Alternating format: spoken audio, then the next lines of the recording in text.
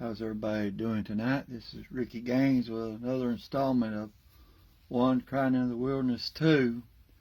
Remember to tell all your friends and family about us on Facebook and YouTube. I appreciate it. And if you ain't attending church nowheres, come join us at Full Gospel House of Care, 691 Hurricane School Road, Mount Vernon, Pastor Roger Pig. I didn't get to make it to the church program this past Sunday, but I'm going to try to be there this Sunday. If Lord's will, nothing happens. I just got a little short message I'm going to do here tonight, and I know a lot of people's got a lot of stuff to do and busy and everything, so I ain't going to take up a lot of time, or try not to, just say a few words and read a few verses, and we'll be done, and I hope and pray that it helps you a little this Christmas season and coming into the new year. As I talked about last week, I was wanting to talk about the birth of Jesus, so that's what we'll do. We'll read verses about it, and I kind of like to do something. I like to tell everybody what I like to have for Christmas this year, and so we'll be reading here first in Matthew, chapter 1, verse 18 to 25. Now the birth of Jesus Christ was on this wise, when as his mother Mary was espoused to Joseph, before they came together, she was found with child of the Holy Ghost. Then Joseph, her husband, being a just man, not willing to make her a public example, was minded to put her away privately.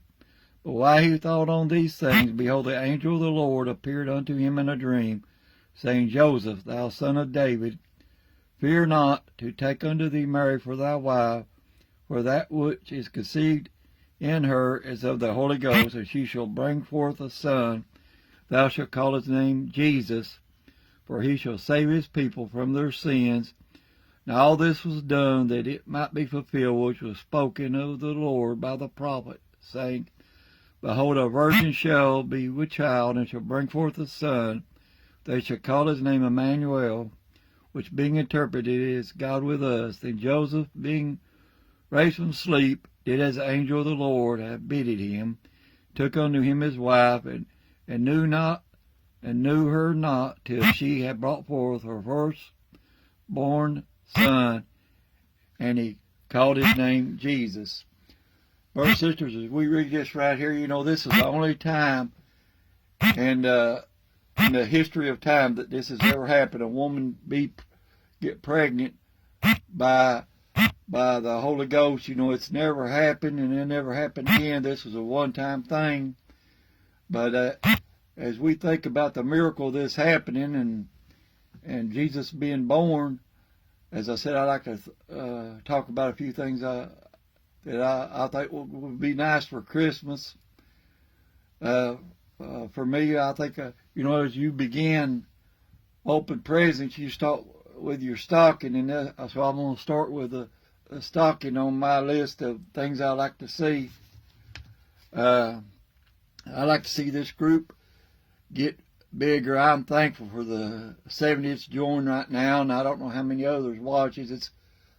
It's been real high at times, and been, around 80 or 90 or something, but I'm thankful for everyone that watches this past year, and I hope they watch again next year. And if they're not a member, I hope they join.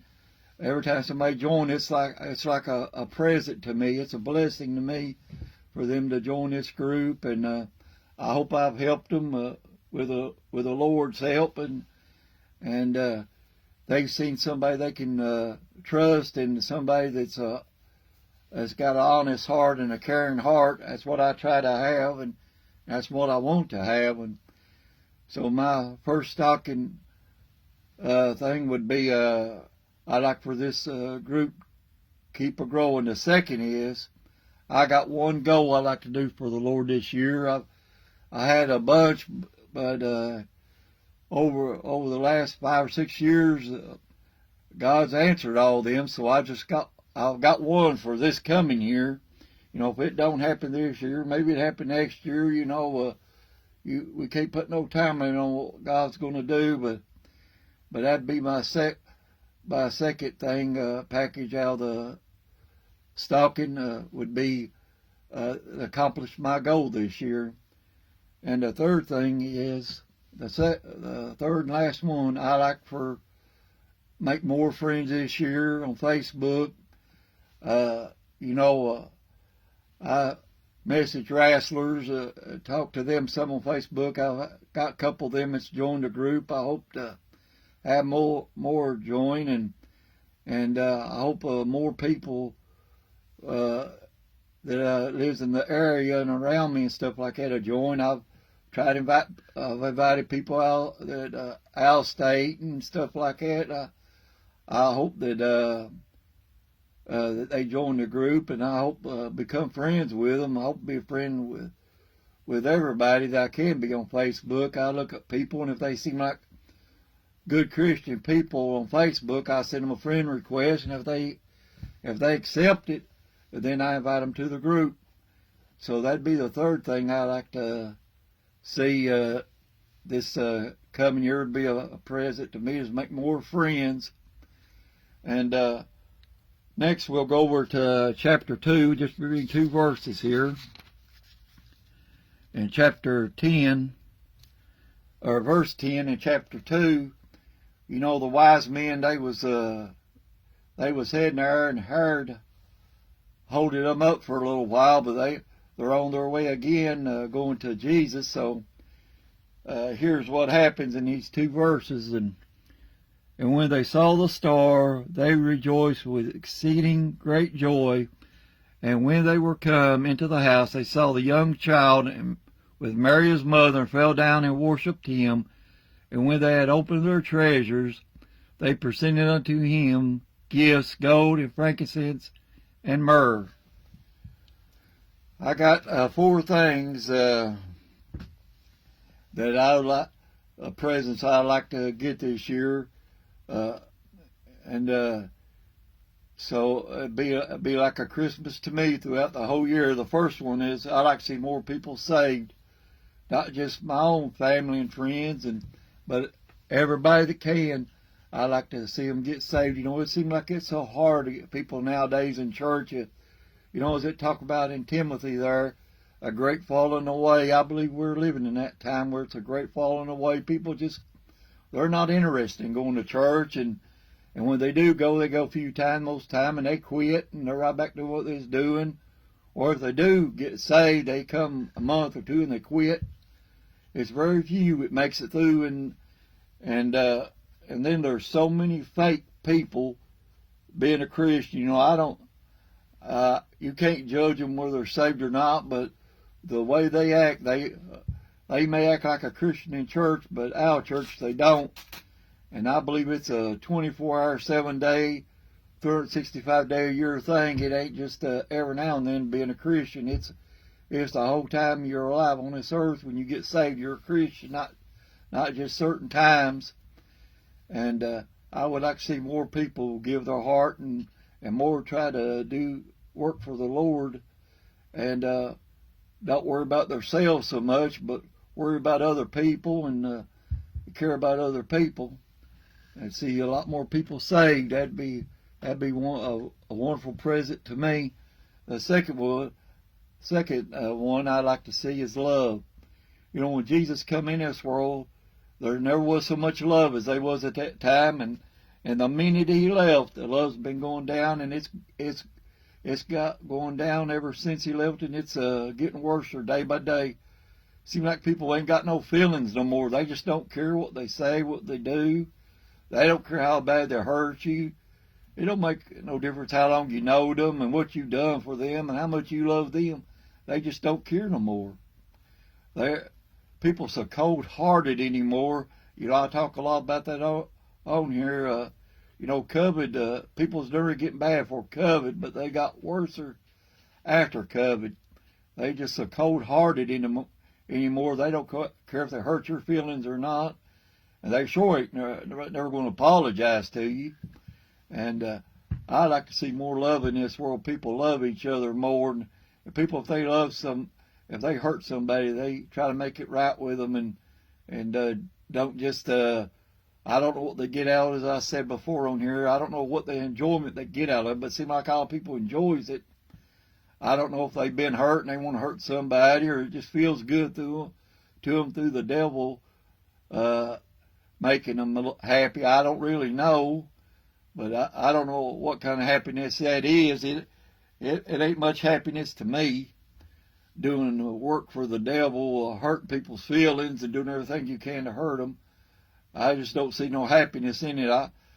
If that's what they want to do, I hope it blesses their heart, because if they won't be in this next world when Jesus takes over this world. They won't be doing it then. So I hope they enjoy it all they can right now, and love every minute of it, because they won't be doing it right on and on. You know, it's going to come to an end. And the third gift I would like to get is forgive. You know, if these people hurt you, or somebody don't mean to hurt you, whatever the case is, don't let them get you down. Don't let them worry you, and you keep it on your mind. Put it out of your mind and don't worry about it. You know, I've noticed that it's the devil seems like he's want to keep stuff more in your mind now than he ever did about people that, when they hurt you, get even with them, say something about them, do something to them. But brothers and sisters, best thing to do, stay away from them, pray for them, and hope and pray that they straighten themselves up, and that one day that they'll come to you and apologize, and they'll straighten their lives up and do the right things in their life. You know, I've had people tell me that people believe they can be Christians and do that. I don't see how they can. I know I can't. If I hurt somebody's feelings, God won't leave me alone till I apologize to them, whether I meant to hurt them or not. And I'll thank God if I'm doing something that He don't like. I want Him to tell me about it. I want to make it right, and I don't want to hurt nobody's feelings. If I do, it worries me till I get a chance to apologize. If they don't accept it, there's nothing else I can do, but I want to try to make it right. So I hope people forgives each other. There's people pack stuff around for years and years and mad.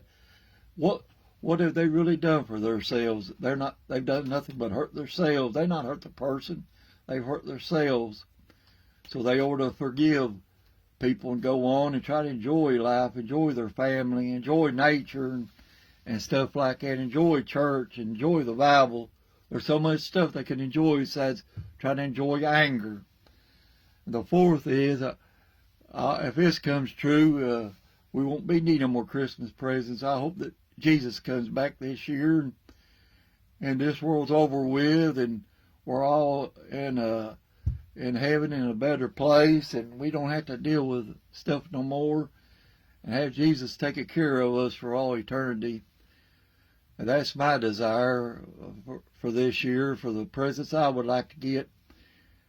Brothers and sisters, I hope you have a healthy and safe and enjoyable Christmas with your family and friends. And remember, that's what it's all about, is a family and friends and Jesus. It ain't about what's under the tree or what you can get. It's about Jesus, family, and friends. That's the most important things. And, you know, there's some won't be with us this year, you know, and next year it might be somebody won't be here with us then. So we need to be thankful, enjoy every minute we can around the holidays. And I know there's been some people I've seen on Facebook that's been sick with pneumonia and stuff. I pray they get better and they can enjoy the holidays as much as possible. And I pray we all are healthy and have a safe and happy Christmas, brothers and sisters. And I'll try to be back on here before New Year's. But thank y'all, and God bless you all, and happy Christmas. God bless.